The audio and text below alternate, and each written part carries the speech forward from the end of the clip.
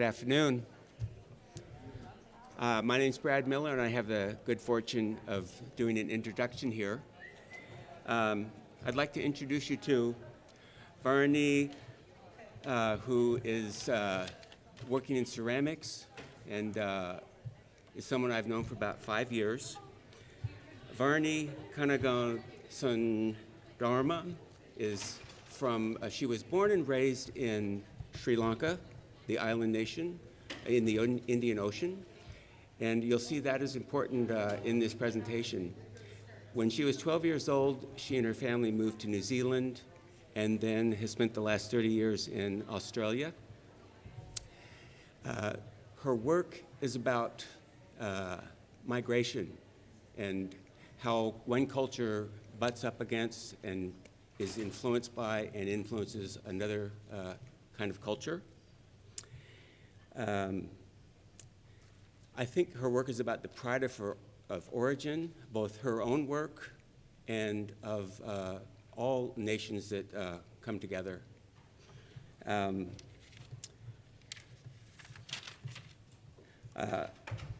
is working on a doctorate of fine arts, and it's at the Royal Melbourne Institute of Technology in the state of Victoria in Australia. And I think what she's doing is she's taking a deep look at the transformation of women and how they use cultural rituals in their life on a daily basis and how those can influence the people around them. So, without further ado. Thank you, Brad.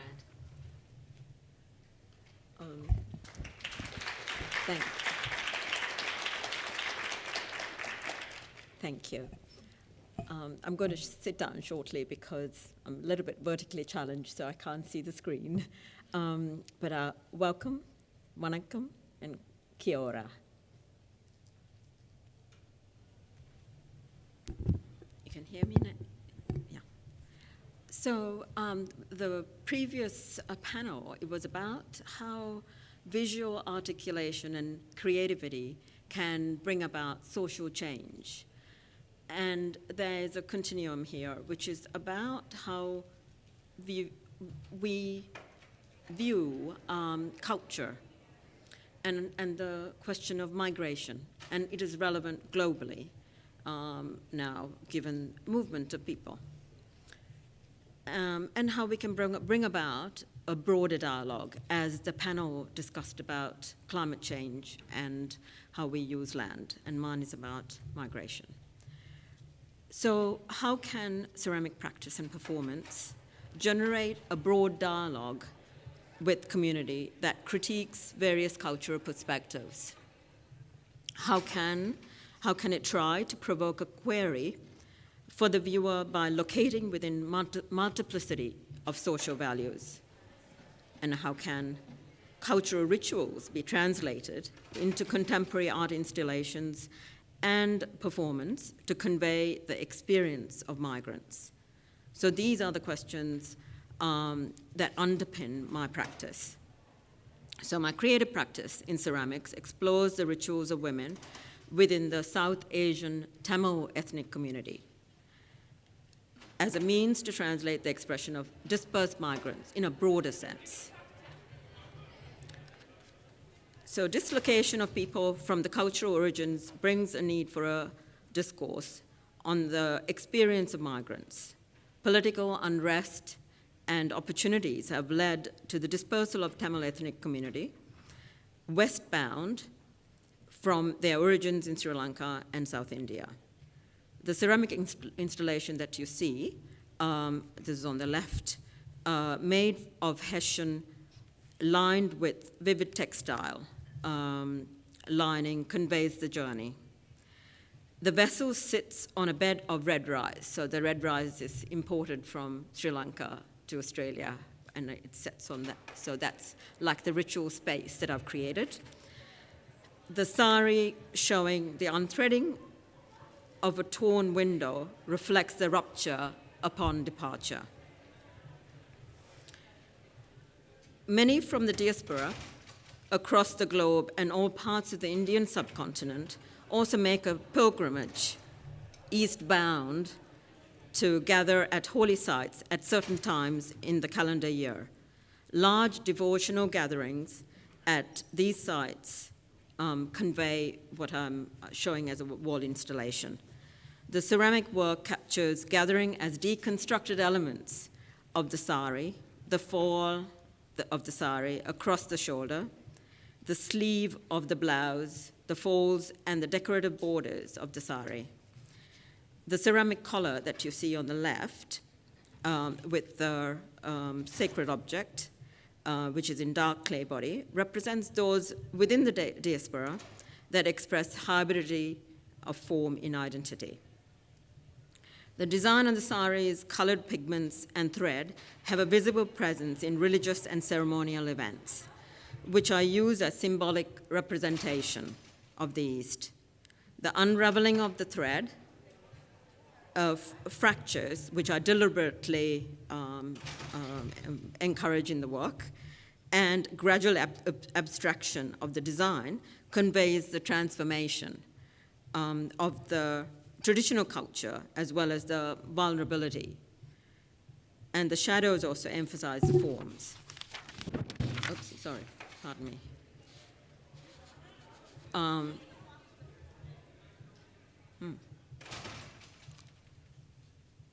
Something is missing there.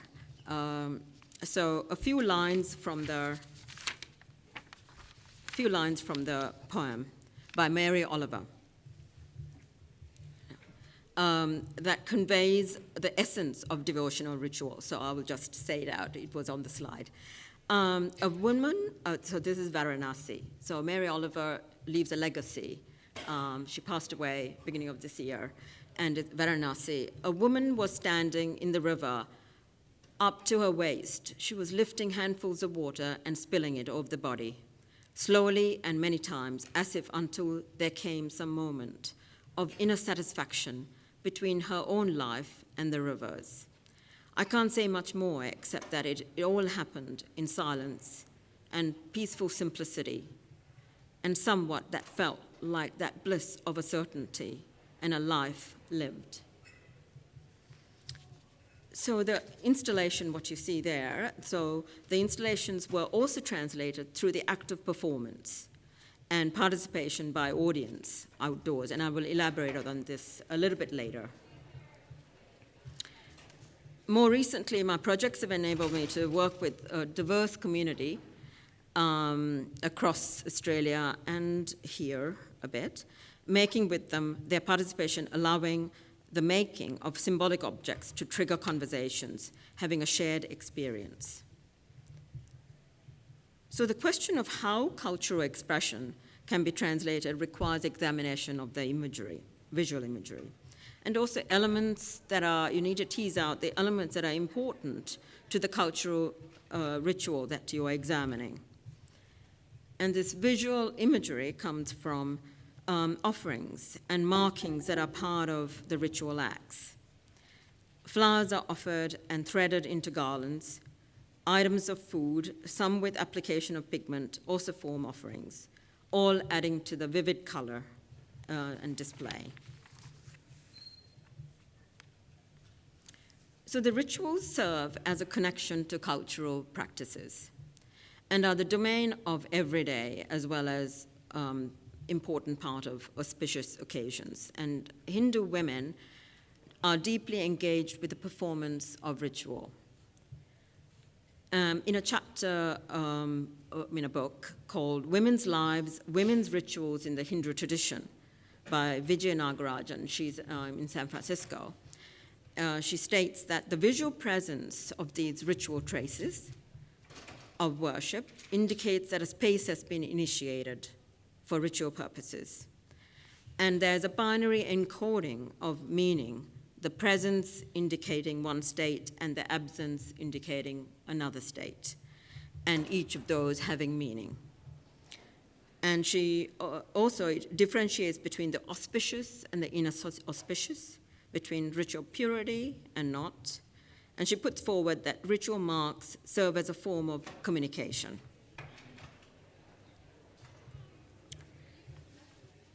Women's threshold ritual, which is the one I'm examining, of Kolam in the domestic environment involves a drawing made from rice flour at the entrance of a home to mark an auspicious occasion. In some homes, it is a daily practice. It is transient, the drawing gradually fading into the ground as people step onto it as they enter the home. Many learn to draw from their mothers and grandmothers from a very young age, 6 to 7 years old. And as the drawing is made from rice flour, the ritual creator is aware that it also serves to feed the creatures around. So you're very present to community, you're present to the environment around you. And it differentiates space, the outer from the inner space, so as you enter across that threshold ritual. And it also marks time, dawn to dusk, and the kolam is traditionally performed at dawn. The ritual of kolam also marks the winter solstice, an abundance of harvest being celebrated during a harvest festival which is called Pongal. And it can serve to convey a message of an auspicious occasion, for instance, a birth of a child. So everything in the drawing will indicate what is happening within the home. And the traditional kolam is white, and it consists of a grid of dots and a continuous line in various configurations. And there are other ones that are vivid in terms of color.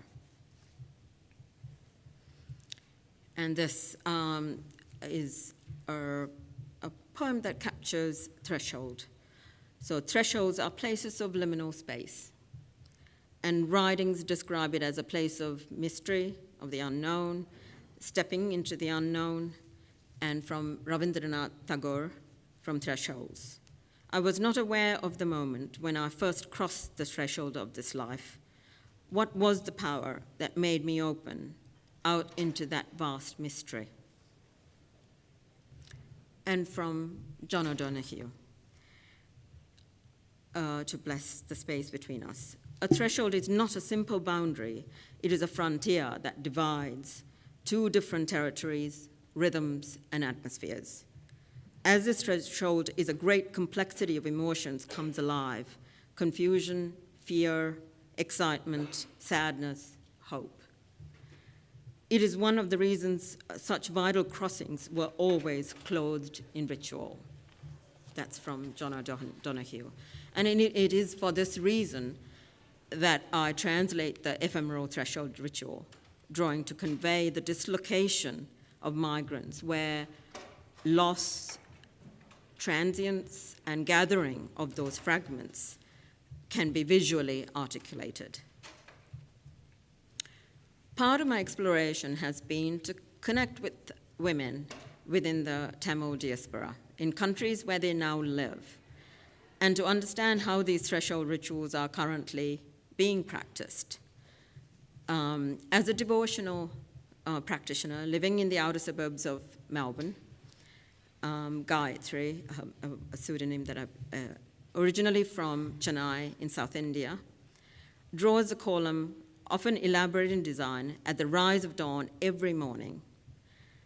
For Gayatri, the cleaning and the preparation of the space and every aspect of the drawing, the gestures, the position of the body, where she starts the kolam, where she ends the kolam, has got significant meaning. That's on the left. On the right, you see, this is to the entrance to an apartment in a HDB housing development complex in Singapore. Ranjani, a woman in her 70s, lives with the extended family, and with the assistance of a helper, draws a kolam for the extended family again every morning. And for both these women, it is a devotional practice that is done every morning for the family and the community.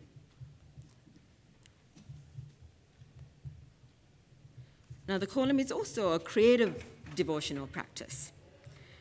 Maya, who resides in Melbourne for nearly 10 years, draws the kolam as a creative practice during auspicious occasions for festivals. And she mixes vivid pigments with rice flour to create her drawings. And on the right, so that's on the left, on the right you see the rice, it's for a wedding, and it is actually rice soaked in pigment that at the entrance to where the wedding ceremony is being held. And the community also gather to create collectively during festivals. The images on the left shows end of a festival period. And two teachers from a Tamil language school in Melbourne initiated a program in order for the children to learn this ritual drawing. On the right, you see quite an elaborate one where it was for the Festival of Lights, Deepavali, where it was a 12-hour drawing where community came and went, and children, adults, all participated in that very elaborate kolam that you see. And these practitioners hold the key to maintaining cultural rituals as they perform on behalf of the diaspora and impart practices to future generations, and it evolves and changes. And in India and Sri Lanka itself, these rituals within Tamil communities become quite evident during the harvest festival that I mentioned, where there's a pot of, ceramic pot, rice is boiled and allowed to boil over as a symbol of abundance. And on the right, you see thousands of women gathering. This is in South India for the harvest festival. And a kolam is done in front of each of those pots.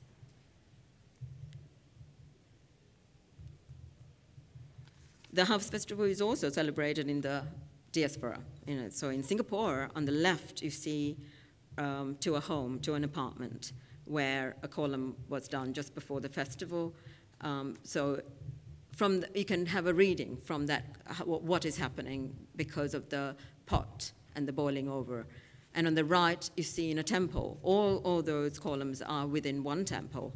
And on right at the bottom of the right-hand side, you can see in the early hours of the morning, they had boiled some rice on that wood fire. So my current practice and research continues the narrative of migrant women from the Indian subcontinent, but now concentrating on the rituals of women, and these rituals being abstract, ephemeral in nature. So I started exploring the kolam ritual as an ephemeral flow installation, kolam of borders, conveying the journey that when crossing borders. The flow installation consists of, these are repetitive ceramic waveforms, which you see in blue, and it's got textile design on both sides. And the sand border with the yellow, the sand border that marks the end of the journey carries turmeric yellow fragile ceramic pieces with sari block design. And participants, including myself, cross this border, that sand border, barefoot or with shoes. And I'll just play you a video there.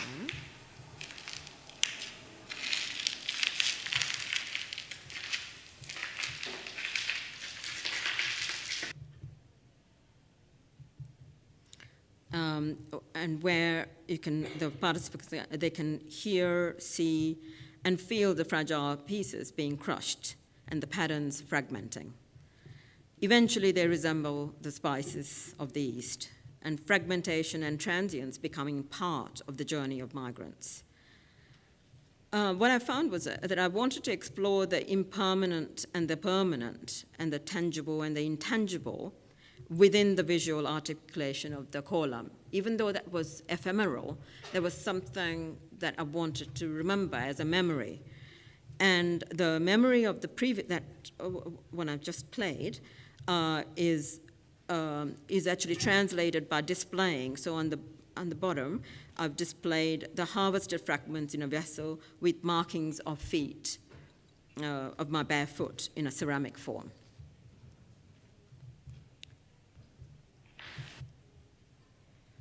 the fragments themselves, collected from that previous experience, became, in the previous performance and participation by community, formed the commencement of another threshold drawing. And this time, it is the opening of an exhibition. A column is drawn with shards to welcome all those who enter the space, symbolically marking the threshold. In so doing, the previous column is also remembered. Now it serves to start a new column and a crossing of a new threshold.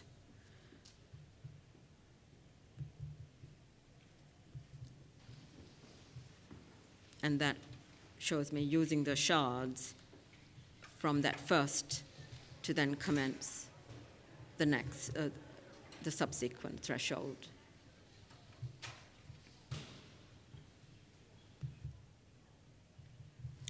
The ceramic installation was also was explored as an outdoor installation. At the break of dawn, the ground was prepared before the ceramic pieces were laid on a paved area. And at the exhibition opening, the audience were invited to walk on the sand path to experience the pieces being crushed and the translating of the fragility. And the weather and the surroundings also interacted with the work. Fragments were harvested with the surrounding flora. And the pieces became part of the land, as in the experience of cultural assimilation. But also what was evident is the conspicuousness of the foreign was also evident in some. And just like previously, I harvested those fragments, and that memory was kept as a ceramic installation was made as a reflection of the ritual act just shown, embedding the fragments in a vessel and then refiring it, and then permanently capturing that ritual performance itself. So both those were translations of that. And the traditional design of the column consists of a matrix of grid, of dots, and continuous line. And here I use ceramic to translate that grid. Now, column was also a public artwork and a ritual act over 5 weeks for a public art festival. And the trees, paths, and posts within the landscape became the grid. Beginning of the week at dawn, I would draw the column using clay slip, dripping across a lawn. And as the day progressed, the column became eroded as people walked across it, and the ephemeral nature of the work was also evident when heavy rain washed it away, leaving only traces, but sometimes even traces were not evident.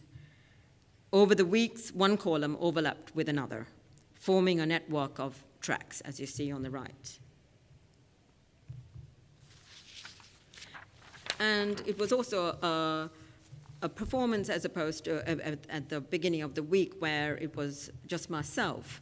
At the exhibition opening, also there was a performance for a community.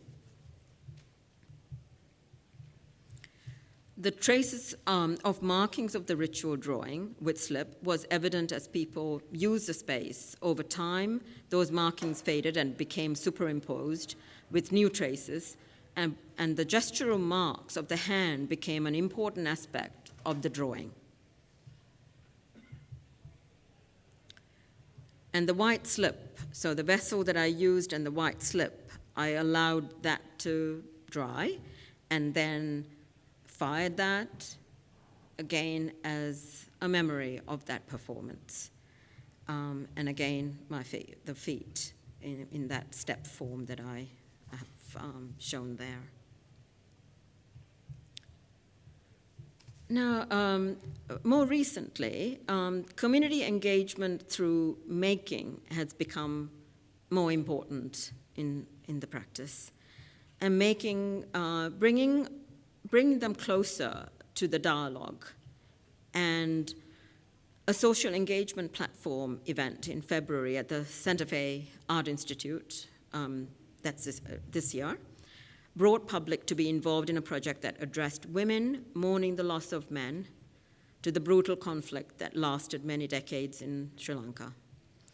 It was part of a thematic art residency on truth and reconciliation. So I'm just showing you some images from that platform. A threshold drawing was done at the entrance, and the participants walked across, and a white sari was laid as they walked across it, and there was clay underneath, and making marks as they took their positions on the floor. They sat in pairs across folded white sari placed in the middle, the white sari being a sign of mourning. The participants drew or wrote a message on clay vessel that took the shape of a palm, so there were two. And they also made petals created with gestural application and removal of red pigment to give significance to mourning, because the person whom you're, the white sari, she's now in mourning, and not the application of the red pigment signifying the mourning.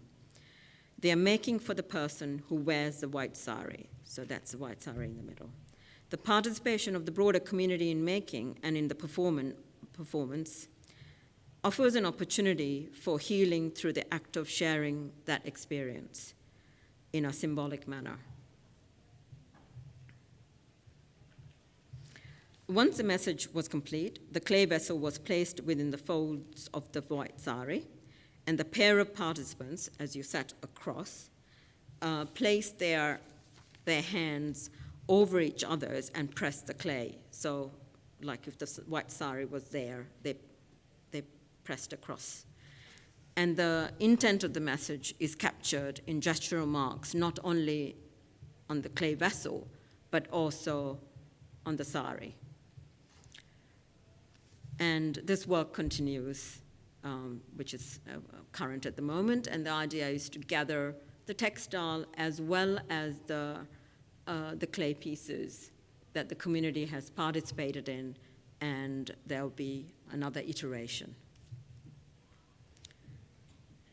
And the project Journey of 1,000 Chai Cups in Australia involved making terracotta cups with diverse community across Melbourne as a means to express migrant journeys. So the humble chai cup made of terracotta clay is a familiar sight in India, railway stations, and a quick drink marks a pause in the day, in the busyness and the chaos of India. And I translated the symbol of the chai cup in the public artwork for an arts festival along the rail line in Melbourne, connecting with community groups in making the cups and formed installations. So this took the form of street activations, cultural groups, and also school groups, allowed people to gather to make these chai cups. And they were installed at an opening of a festival, connecting with all those who participated in the making. So you can see the distinct groups that are evident in the bottom, in the middle, the Urdu-speaking women's group, and on the right, there were children. And they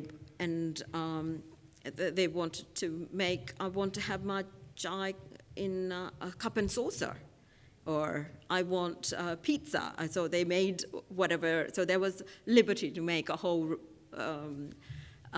in their own manner. And then the community participated, so they picked the cups from those installations and participated in sharing chai tea served in these cups.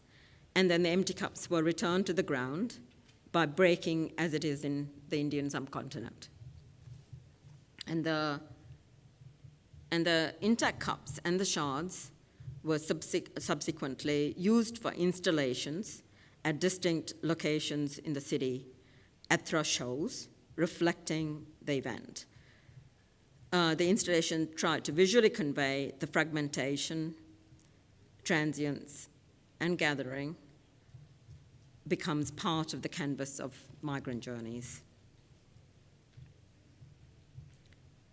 And so one of those installations that shows the window installation which reflected what was going on in the public event where the community participated. So over time, it showed the intact cups being replaced by shards during the course of a few months.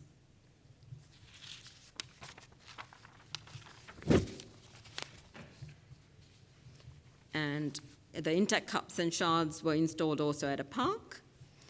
And again, over time, these leaves, there were leaves and flowers and above on the tree that fell and became part of the installation, and there was evidence of public interacting, shifting the cups, and sometimes leaving flowers, leaving evidence of interaction.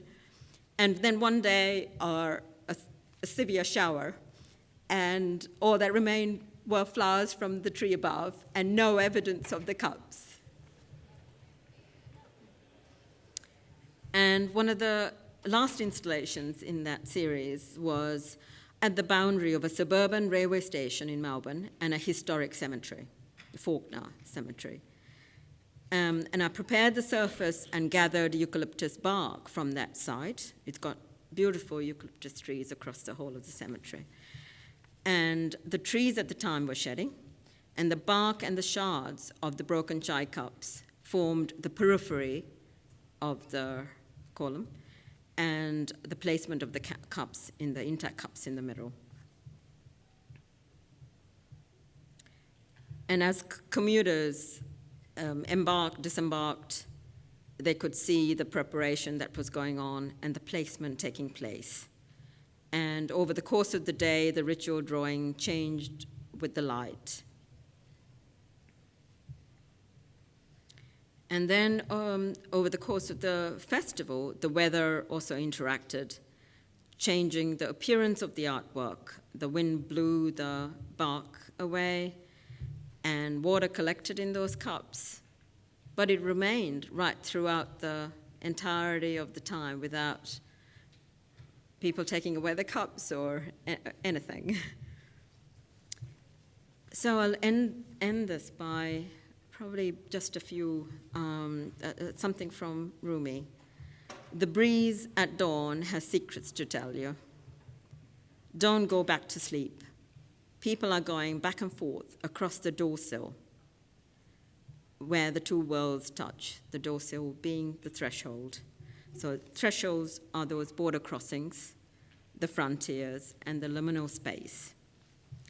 So creative translation of culture by being located in liminal space, comparable to the experience of migrants, enables a reflexive process. This process is needed to inquire how we develop a sense of identity that adapts to surrounding.